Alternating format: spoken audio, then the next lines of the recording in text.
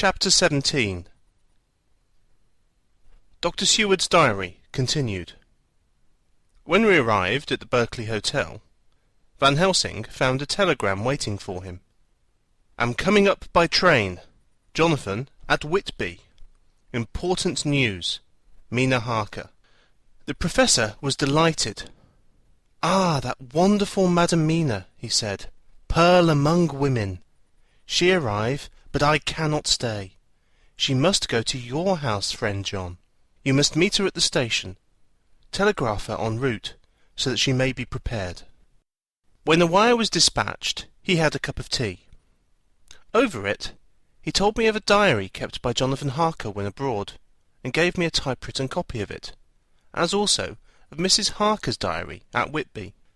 "Take these," he said, "and study them well. When I have returned, you will be master of all the facts, and we can then better enter on our inquisition. Keep them safe, for there is in them much of treasure. You will need all your faith, even you who have had such an experience as that of today. What is here told," he laid his hand heavily and gravely on the packet of papers as he spoke, "may be the beginning of the end to you and me and many another, or it may sound the knell of the undead who walk the earth. Read all, I pray you, with the open mind, and if you can add in any way to the story here told, do so, for it is all important. You have kept a diary of all these so strange things, is it not so?" "Yes." "Then we shall go through all these together when we meet." He then made ready for his departure, and shortly drove off to Liverpool Street. I took my way to Paddington, where I arrived about 15 minutes before the train came in. The crowd melted away after the bustling fashion common to arrival platforms, and I was beginning to feel uneasy lest I might miss my guest, when a sweet-faced, dainty-looking girl stepped up to me, and after a quick glance said, "Dr. Seward, is it not?" "And you are Mrs. Harker," I answered at once, whereupon she held out her hand. "I knew you from the description of poor dear Lucy, but—" She stopped suddenly, and a quick blush overspread her face. The blush that rose to my own cheeks somehow set us both at ease, for it was a tacit answer to her own. I got her luggage, which included a typewriter, and we took the Underground to Fenchurch Street, after I had sent a wire to my housekeeper to have a sitting-room and a bedroom prepared at once for Mrs. Harker. In due time we arrived. She knew, of course, that the place was a lunatic asylum, but I could see that she was unable to repress a shudder when we entered. She told me that, if she might, she would come presently to my study, as she had much to say. So, here I am, finishing my entry in my phonograph diary, whilst I await her.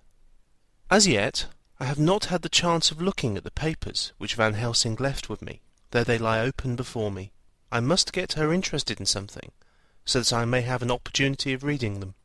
She does not know how precious time is, or what a task we have in hand.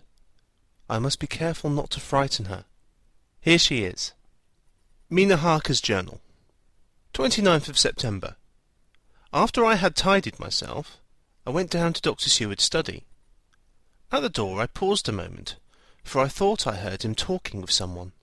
As, however, he had pressed me to be quick, I knocked at the door, and, on his calling out, "Come in," I entered. To my intense surprise, there was no one with him. He was quite alone, and on the table opposite him was what I knew at once from the description to be a phonograph. I had never seen one, and was much interested. "I hope I did not keep you waiting," I said, "but I stayed at the door, as I heard you talking, and thought there was someone with you." "Oh," he replied with a smile, "I was only entering my diary." "Your diary?" I asked him in surprise. "Yes," he answered, "I keep it in this." As he spoke, he laid his hand on the phonograph. I felt quite excited over it, and blurted out, "Why, this beats even shorthand. May I hear it say something?" "Certainly," he replied with alacrity, and stood up to put it in train for speaking. Then he paused, and a troubled look overspread his face. "The fact is," he began awkwardly, "I only keep my diary in it, and as it is entirely, almost entirely about my cases, it may be awkward. That is, I mean—" He stopped, and I tried to help him out of his embarrassment. "You helped to attend dear Lucy at the end. Let me hear how she died. For all that I know of her, I shall be very grateful. She was very, very dear to me." To my surprise, he answered, with a horror-struck look in his face, "Tell you of her death? Not for the wide world." "Why not?" I asked, for some grave, terrible feeling was coming over me. Again he paused, and I could see that he was trying to invent an excuse. At length he stammered out, "You see, I do not know how to pick out any particular part of the diary." Even while he was speaking, an idea dawned upon him, and he said, with an unconscious simplicity, in a quite different voice, and with the naivety of a child, "That's quite true. Upon my honour. Honest Indian." I could not but smile, at which he grimaced. "I gave myself away that time," he said. "But do you know that although I have kept the diary for months past, it never once struck me how I was going to find any particular part of it, in case I wanted to look it up. By this time my mind was made up that the diary of a doctor who attended Lucy might have something to add to the sum of our knowledge of that terrible being, and I said boldly, "Then, Dr. Seward, you had better let me copy it out for you on my typewriter." He grew to a positively deathly pallor, as he said, "No, no, no, for all the world I wouldn't let you know that terrible story." Then it was terrible. My intuition was right. For a moment I thought, and as my eyes ranged the room, unconsciously looking for something or some opportunity to aid me, they lit on the great batch of typewriting on the table. His eyes caught the look in mine, and without his thinking followed their direction. As he saw the parcel, he realized my meaning. "You do not know me," I said. "When you have read these papers, my own diary and my husband's also, which I have typed, you will know me better. I have not faltered in giving every thought of my own heart in this cause. But, of course, you do not know me yet, and I must not expect you to trust me so far. He is certainly a man of noble nature. Poor dear Lucy was right about him." He stood up and opened a large drawer, in which were arranged, in order, a number of hollow cylinders of metal, covered with dark wax, and said, "You are quite right. I did not trust you, because I did not know you. But I know you now, and let me say that I should have known you long ago. I know that Lucy told you of me. She told me of you, too. May I make the only atonement in my power? Take the cylinders, and hear them. The first half-dozen of them are personal to me, and they will not horrify you. Then you will know me better. Dinner will by then be ready. In the meantime, I shall read over some of these documents, and shall be better able to understand certain things." He carried the phonograph himself up to my sitting-room, and adjusted it for me. Now I shall learn something pleasant, I am sure, for it will tell me the other side of a true love episode of which I know one side already. Dr. Seward's Diary, 29th of September. I was so absorbed in that wonderful diary of Jonathan Harker, and that other of his wife, that I let the time run on without thinking. Mrs. Harker was not down when the maid came to announce dinner, so I said, "She is possibly tired. Let dinner wait an hour," and I went on with my work. I had just finished Mrs. Harker's diary when she came in. She looked sweetly pretty, but very sad, and her eyes were flushed with crying. This somehow moved me much. Of late I have had cause for tears, God knows, but the relief of them was denied me, and now the sight of those sweet eyes, brightened by recent tears, went straight to my heart. So I said as gently as I could, "I greatly fear I have distressed you." "Oh no, not distressed me," she replied, "but I have been more touched than I can say by your grief.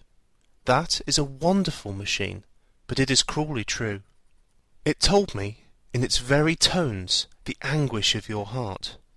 It was like a soul crying out to Almighty God. No one must hear them spoken ever again. See, I have tried to be useful. I have copied out the words on my typewriter, and none other need now hear your heartbeat as I did. No one need ever know, shall ever know, I said in a low voice. She laid her hand on mine and said, very gravely, "Ah, but they must." "Must? But why?" I asked. "Because it is a part of the terrible story, a part of poor Lucy's death and all that led to it. Because, in the struggle which we have before us to rid the earth of this terrible monster, we must have all the knowledge and all the help which we can get.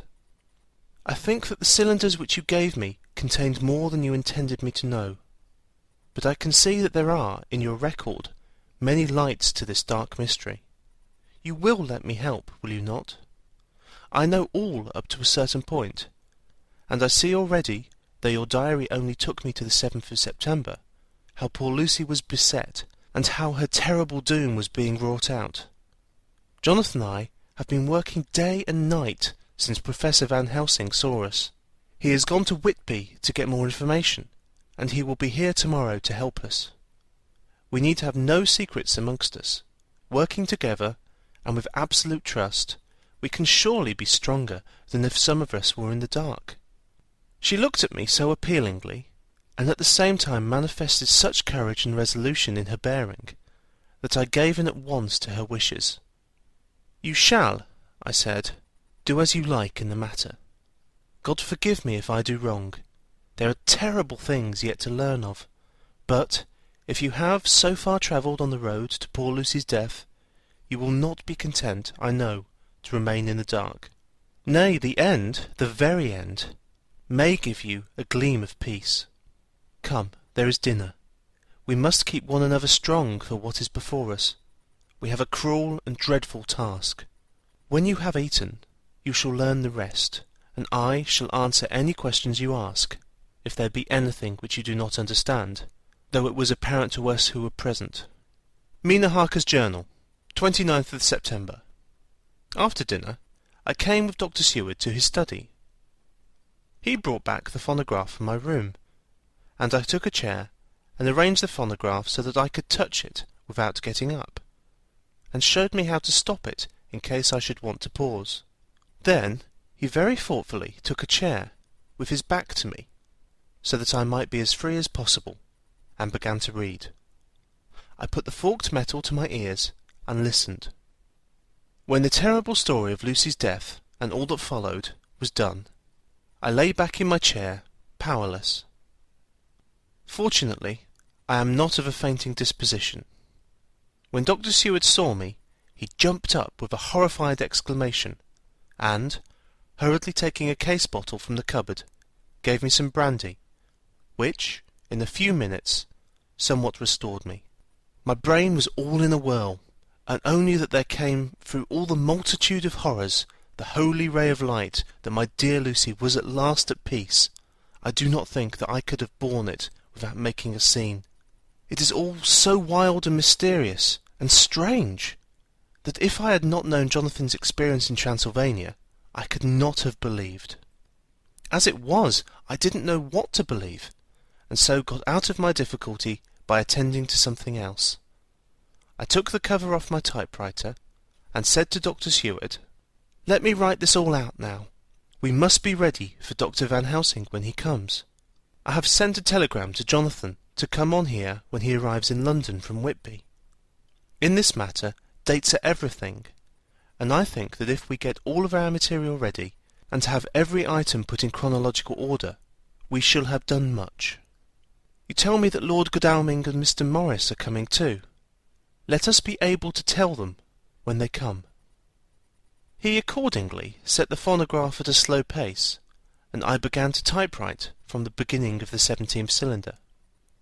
I used manifold, and so took 3 copies of the diary, just as I had done with the rest. It was late when I got through, but Dr. Seward went about his work of going his round of the patients. When he had finished, he came back and sat near me, reading, so that I did not feel too lonely whilst I worked. How good and thoughtful he is! The world seems full of good men, even if there are monsters in it. Before I left him, I remembered what Jonathan put in his diary of the Professor's perturbation at reading something in an evening paper at the station at Exeter. So, seeing that Dr. Seward keeps his newspapers, I borrowed the files of the Westminster Gazette and the Pall Mall Gazette, and took them to my room. I remember how much the Daily Graph and the Whitby Gazette, of which I had made cuttings, had helped us to understand the terrible events at Whitby when Count Dracula landed. So I shall look through the evening papers since then, and perhaps I shall get some new light. I am not sleepy, and the work will help to keep me quiet. Dr. Seward's Diary, 30th of September. Mr. Harker arrived at 9 o'clock. He got his wife's wire just before starting. He is uncommonly clever, if one can judge from his face, and full of energy. If this journal be true, and judging by one's own wonderful experiences it must be, he is also a man of great nerve. That going down to the vault a second time was a remarkable piece of daring. After reading his account of it, I was prepared to meet a good specimen of manhood, but hardly the quiet, business-like gentleman who came here today. Later. After lunch, Harker and his wife went back to their own room, and as I passed a while ago, I heard the click of the typewriter. They are hard at it. Mrs. Harker says that they are knitting together in chronological order every scrap of evidence they have. Harker has got the letters between the consignee of the boxes at Whitby and the carriers in London who took charge of them. He is now reading his wife's transcript of my diary. I wonder what they will make out of it.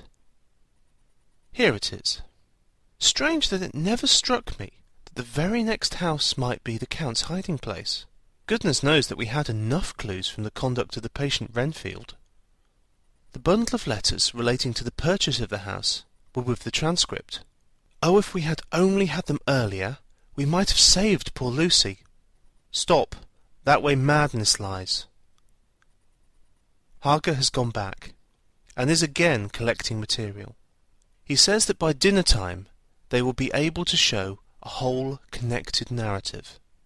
He thinks that in the meantime I should see Renfield, as, hitherto, he has been a sort of index to the coming and going of the Count. I hardly see this yet, but when I get at the dates, I suppose I shall. What a good thing that Mrs. Harker put my cylinders into type. We never could have found the dates otherwise. I found Renfield sitting placidly in his room, with his hands folded, smiling benignly. At the moment he seemed as sane as any one I ever saw. I sat down and talked with him on a lot of subjects, all of which he treated naturally. He then, of his own accord, spoke of going home, a subject he has never mentioned to my knowledge during his sojourn here. In fact, he spoke quite confidently of getting his discharge at once. I believe that had I not had the chat with Harker and read the letters and the dates of his outbursts, I should have been prepared to sign for him after a brief time of observation. As it is, I am darkly suspicious. All those outbreaks were in some way linked with the proximity of the Count. What then does this absolute content mean? Can it be that his instinct is satisfied as to the vampire's ultimate triumph? Stay. He is himself Zoophagous, and in his wild ravings outside the chapel door of the deserted house, he always spoke of Master. This all seems confirmation of our idea. However, after a while I came away. My friend is just a little too sane at present to make it safe to probe him too deep with questions. He might begin to think, and then... So I came away. I mistrust these quiet moods of his, so I have given the attendant a hint to look closely after him, and to have a strait waistcoat ready in case of need. Jonathan Harker's Journal, 29th September, in train to London. When I received Mr. Billington's courteous message that he would give me any information in his power, I thought it best to go down to Whitby and make, on the spot, such inquiries as I wanted. It was now my object to trace that horrid cargo of the Count's to its place in London. Later we may be able to deal with it.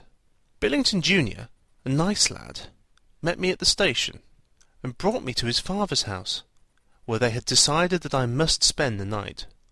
They are hospitable, with true Yorkshire hospitality, give a guest everything, and leave him to do as he likes. They all knew that I was busy, and that my stay was short, and Mr. Billington had ready, in his office, all the papers concerning the consignment of boxes. It gave me almost a turn to see again one of the letters which I had seen at the Count's table, before I knew of his diabolical plans. Everything had been carefully thought out, and done systematically and with precision. He seems to have been prepared for every obstacle which might be placed by accident in the way of his intentions being carried out. To use an Americanism, he had taken no chances, and the absolute accuracy with which his instructions were fulfilled was simply the logical result of his care. I saw the invoice and took note of it. 50 cases of common earth to be used for experimental purposes. Also the copy of the letter to Carter Paterson, and their reply. Of both these I got copies. This was all the information Mr. Billington could give me, so I went down to the port and saw the coastguards, the customs officers, and the harbour master, who kindly put me in communication with the men who had actually received the boxes. Their tally was exact with the list, and they had nothing to add to the simple description, 50 cases of common earth, except that the boxes were main and mortal heavy, and that shifting them was dry work. One of them added that it was hard lines, that there wasn't any gentleman such like as like yourself, squire, to show some sort of appreciation of their efforts in a liquid form. Another put in a rider that the first then generated was such that even the time which had elapsed had not completely allayed it. Needless to add, I took care before leaving to lift, forever and adequately, this source of reproach. 30th of September.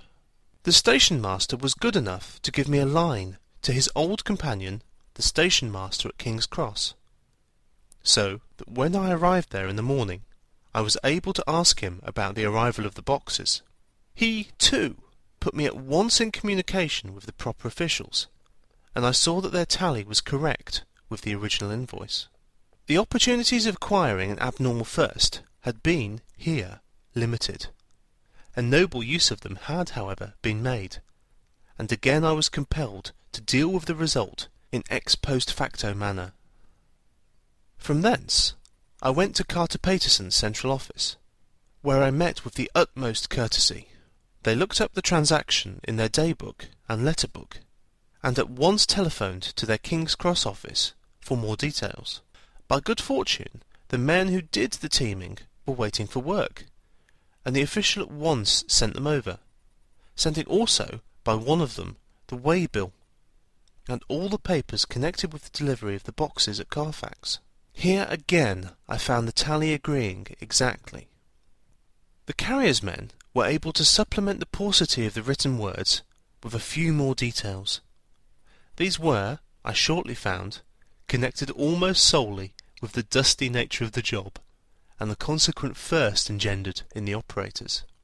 On my affording an opportunity, through the medium of the currency of the realm, of the allaying at a later period this beneficial evil, one of the men remarked, "That 'ere house, governor, is the rummiest I ever was in. Blimey, but it ain't been touched since 100 years. There was just that thick in the place that you might have slept on it without hurting of your bones. And the place was that neglected that you might have smelt old Jerusalem in it. But the old chapel, that took the sight, that did. Me and my mate, we thought we wouldn't never get out quick enough. Lor, I wouldn't take less nor a quid a moment to stay there after dark." Having been in the house, I could well believe him, but if he knew what I know, he would, I think, have raised his terms. Of one thing I am now satisfied, that all those boxes which arrived at Whitby from Varna in the Demeter were safely deposited in the old chapel at Carfax. There should be 50 of them there, unless any have since been removed, as from Dr. Seward's diary I fear. Later, Mina and I have worked all day, and we have put all the papers into order. Mina Harker's journal. 30th of September. I am so glad that I hardly know how to contain myself. It is, I suppose, the reaction from the haunting fear which I have had, that this terrible affair and the reopening of his old wound might act detrimentally on Jonathan. I saw him leave for Whitby with as brave a face as could, but I was sick with apprehension. The effort has, however, done him good. He was never so resolute, never so strong, never so full of volcanic energy as at present. It is just as that good dear Professor Van Helsing said, he is true grit, and he improves under strain that would kill a weaker nature. He came back full of life, and hope, and determination. We have got everything in order for tonight. I feel myself quite wild with excitement. I suppose one ought to pity anything so hunted as the Count. That is just it. This thing is not human, not even a beast. To read Dr. Seward's diary of poor Lucy's death, and what followed, is enough to dry up the springs of pity in one's heart. Later, Lord Godalming and Mr. Morris arrived earlier than we expected. Dr. Seward was out on business, and had taken Jonathan with him, so I had to see them. It was to me a painful meeting, for it brought back all poor dear Lucy's hopes of only a few months ago. Of course, they had heard Lucy speak of me, and it seemed that Dr. Van Helsing, too, had been quite blowing my trumpet, as Mr. Morris expressed it.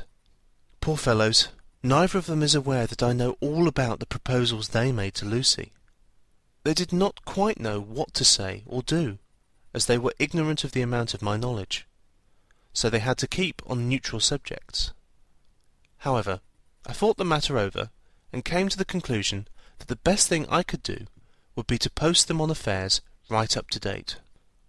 I knew from Dr. Seward's diary that they had been at Lucy's death, her real death, and that I need not fear to betray any secret before the time. So I told them, as well as I could, that I had read all the papers and diaries, and that my husband and I, having typewritten them, had just finished putting them into order. I gave them each a copy to read in the library. When Lord Godalming got it and turned it over, it does make a pretty good pile. He said, "Did you write all this, Mrs. Harker?" I nodded, and he went on, "I don't quite see the drift of it, but you people are all so good and kind, and have been working so earnestly and so energetically, that all I can do is to accept your ideas blindfold and try to help you. I have had one lesson already in accepting facts that should make a man humble to the last hour of his life. Besides, I know you loved my Lucy." Here he turned away and covered his face with his hands. I could hear the tears in his voice. Mr. Morris, with instinctive delicacy, just laid a hand for a moment on his shoulder, and then walked quietly out of the room. I suppose there is something in a woman's nature that makes a man free to break down before her and express his feelings on the tender or emotional side, without feeling it derogatory to his manhood. For, when Lord Godalming found himself alone with me, he sat down on the sofa and gave way utterly and openly. I sat down beside him and took his hand. I hope he didn't think it forward of me, and that if he ever thinks of it afterwards, he will never have such a thought. There I wrong him. I know he never will. He is too true a gentleman. I said to him, for I could see that his heart was breaking, "I loved dear Lucy, and I know what she was to you, and what you were to her. She and I were like sisters, and now she is gone. Will you not let me be like a sister to you in your trouble? I know what sorrows you have had, though I cannot measure the depth of them. If sympathy and pity can help in your affliction, won't you let me be of some little service for Lucy's sake?" In an instant the poor dear fellow was overwhelmed with grief. It seemed to me that all that he had of late been suffering in silence found a vent at once. He grew quite hysterical, and, raising his open hands, beat his palms together in a perfect agony of grief. He stood up, and then sat down again, and the tears rained down his cheeks. I felt an infinite pity for him, and opened my arms unthinkingly. With a sob, he laid his head on my shoulder and cried like a wearied child, whilst he shook with emotion. We women have something of the mother in us that makes us rise above smaller matters when the mother spirit is invoked. I felt this big sorrowing man's head resting on me, as though it were that of a baby that some day may lie on my bosom, and I stroked his hair as though he were my own child. I never thought at the time how strange it all was. After a little bit, his sobs ceased, and he raised himself with an apology, though he made no disguise of his emotion.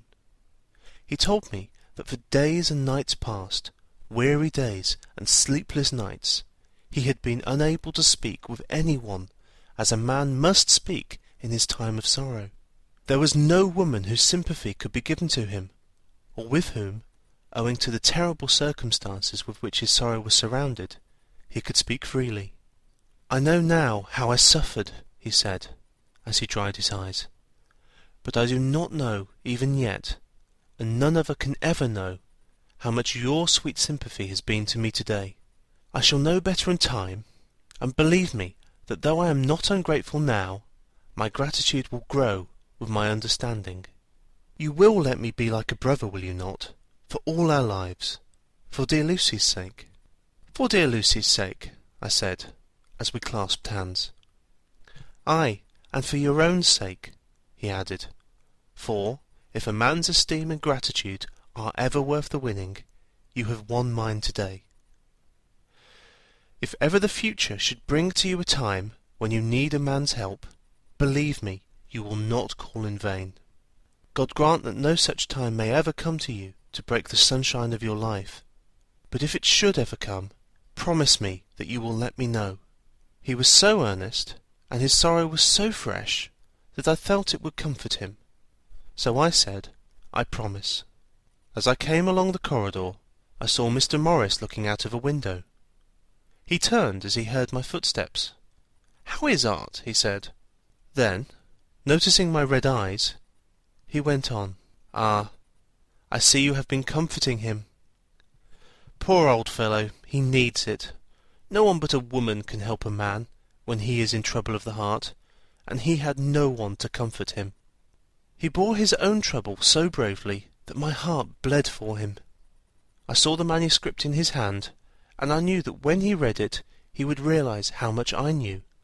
So I said to him, I wish I could comfort all who suffer from the heart. Will you let me be your friend, and will you come to me for comfort if you need it? You will know later why I speak."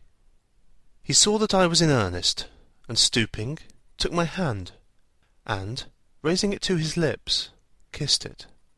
It seemed but poor comfort to so brave and unselfish a soul, and, impulsively, I bent over and kissed him. The tears rose in his eyes, and there was a momentary choking in his throat. He said, quite calmly, "Little girl, you will never forget that true-hearted kindness so long as ever you live." Then he went into the study to his friend. Little girl, the very words he had used to Lucy, and oh, but he proved himself a friend. The end of chapter 17.